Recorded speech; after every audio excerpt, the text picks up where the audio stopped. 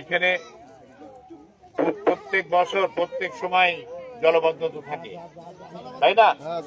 জলবদ্ধতা আমাদের সবচেয়ে বড় প্রবলেম। এই প্রবলেম আমাদের সলভ করতে হবে, যেমনি করে হোক এখান থেকে আমাদের বাঁচতে হবে। জলবদ্ধতার কারণে আমরা ধান চাষ করতে পারি না, আমরা ক্ষেত খামারি করতে পারি না, আমরা আমাদের যে ঘের আছে ঘের করতে পারি না, ঘের ভেসে যায়, মানুষের টাকা পয়সা সব পানিতে চলে যায়।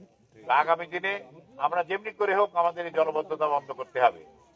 এই যে আমাদের বিলডাকাতিয়া, আমাদের এই রস্তমপুর আর বুড়িভদ্রা নদী রস্তমপুর তলানো থাকে, কেননা বিলডাকাতিয়ার পানি নিষ্কাশন আমরা করতে পারি না। আমরা বিগত দিনে পানি উন্নয়ন বোর্ডের সাথে অনেকবার মিটিং করেছি, আপনাদের চেয়ারম্যানদের নিয়ে, সবাইকে, আমাদের নেতাদের নিয়ে, এবং তারা আমাদের কথা দিয়েছে যে তারা কাজ করে, আমরা কচুরিপানা খেলেছি তাদের সাথে, এক্সকাভেটর মেশিন দিয়ে খাল খনন করেছি এবং সুইচ গেটও ছেড়েছি। কিছু কিছু জায়গায় কাজ হয়েছে, সব কাজ করতে পারিনি, কেননা আমরা ক্ষমতায় নেই। তাই আমরা আশা করি আগামী 12 তারিখে আপনারা ভোট দিয়ে আমাদের ক্ষমতায় আনবেন, এবং ক্ষমতায় আসলে ইনশাল্লাহ আপনাদের এই সব কাজ আমরা সম্পন্ন করার চেষ্টা করব। এই আপনাদের এলাকার রাস্তাঘাটের খুব খারাপ অবস্থা, সবচেয়ে অসুবিধা হচ্ছে একটু বৃষ্টি হলেই পানি জমে যায়। এই সবচেয়ে পানি জমে যায়, যে পানি নিষ্কাশনের ব্যবস্থা আমাদের করতে হবে। আমরা আপনাদের কথা দিয়ে যাচ্ছি যে ইনশাল্লাহ আগামী দিনে আমরা নির্বাচিত হয়ে আমাদের সব সময় আপনাদের পাশে থেকে এই কাজ আমরা করব। এই জন্য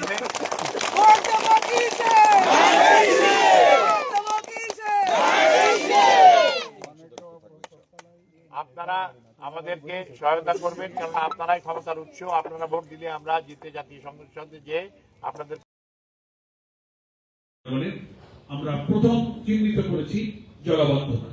একেবারে আপনারা জানবেন, ভবদা সুইচ গেট থেকে দক্ষিণাঞ্চল পর্যন্ত শুধু বিল ডাকাতিয়া নয়, অনেকগুলো বিল 35 বছর ধরে জলবদ্ধ। 60-এর দশকে যে সুইচ গেট গুলো করা হয়েছিল আপনার মধ্য দিয়ে, সেই সুইচ গেট গুলো আর সংস্কার করা হয়নি, দুই দিকে সিল্টেড হয়ে গেছে, বর্ষা হলে পানি জমে যায়। এক শ্রেণীর অসৎ ব্যবসায়ী প্রশাসনের ডিসি, এসি ল্যান্ড, ইউনো নানান জায়গায় যোগ সাজস করে তারা সরকারের খালগুলো, নদীগুলোকে বাদ দিয়ে, পাটা দিয়ে মাছ চাষ করে মাছ ব্যবসা করে, পানি প্রবাহ হতে পারে না, ফলে পানি আটকে যায়। ফলে ধান চাষ, সবজি চাষ, মৎস্য চাষ, ফল ফসল দারুণভাবে বিঘ্নিত হচ্ছে। আল্লাহ তাআলার ইচ্ছা আমি যদি নির্বাচিত হতে পারি, যখন আমি এমপি ছিলাম তখন এটা চেষ্টা করছি, তখন জলাবদ্ধতার একটা প্রকট রূপ ছিল। বর্ষা আসলেই বাড়তো, আমরা সাথে সাথে কিছু ব্যবস্থা গ্রহণ করতাম, লোকাল অ্যাডমিনিস্ট্রেশন এবং ওয়াপদা আমাদেরকে সাহায্য করত। এখন এত বার্নিং ইস্যু হয়েছে, সেটার জন্য আমি পানি সম্পদ মন্ত্রণালয়ের যিনি এখন উপদেষ্টা আছেন, ওনার সাথে মিটিং করেছি। অ্যাকর্ডিংলি তিনি ওয়াপদা, জেলা প্রশাসন, উপজেলা প্রশাসনের সাথে কথা বলে দিয়েছেন, একটা কমিটি গঠন করেছেন, ওনারা এসে একটা সার্ভে করেছেন।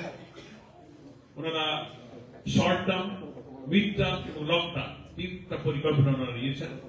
কয়েক হাজার কোটি টাকার একটা মহাপরিকল্পনা এখানে প্রয়োজন হবে, মাস্টার প্ল্যান। তো এখন ইলেকশন এসে পড়েছে, একটা রাজনৈতিক ইলেকটেড গভর্নমেন্ট ছাড়া এত হাজার হাজার কোটি টাকার মহাপরিকল্পনা বাস্তবায়ন ইন্টারিম গভর্নমেন্টের জন্য কঠিন। তবুও শর্ট টার্ম প্ল্যানের আওতায় আমি জেল থেকে বের হলাম 6 আগস্ট, যেদিন রেজিম চেঞ্জ হলো, সাবেক প্রধানমন্ত্রী দেশ ছেড়ে গেলেন, তার পরের দিন আমি কারাগার থেকে বেরিয়ে আমি এই পানি, এই জলাবদ্ধতা দূর করার জন্য কিন্তু আমি মন্ত্রণালয়ে ধর্ণা দিয়েছি। এবং ওনারা এই উদ্যোগ নেওয়ার পর ওনারা আমার এলাকা সফর করেছেন। প্রাথমিকভাবে কিছু খাল খনন করা, জলাবদ্ধ খালের টুকরোগুলো সাফ করা, সুইচ গেটের মুখগুলো খুলে দিয়ে পানি ছাড়া, কখনো একদিকে ছাড়লে আর একদিক ভেসে যায়, আর একদিক না ছাড়লে ফসল ওঠে না, উভয়ের সাথে আলাপ আলোচনা করে ইউনোদের সাহায্য নিয়ে, ডিসির সাহায্য নিয়ে আমরা একটা শর্ট টার্ম প্ল্যান করেছি। এর জন্য কিছু অর্থ তারা বরাদ্দ করেছিল, ড্রেজিং করেছে, এবং অলরেডি আমাদের ডুবুরিয়াতে এই খাল এবং সংস্কারের জন্য মেশিন এসেছে, আজকে সেটা বিভাগীয় কমিশনার সাহেব উদ্বোধন করছে। এগুলো মন্ত্রণালয়ের শর্ট টার্ম পরিকল্পনার একটা অংশ।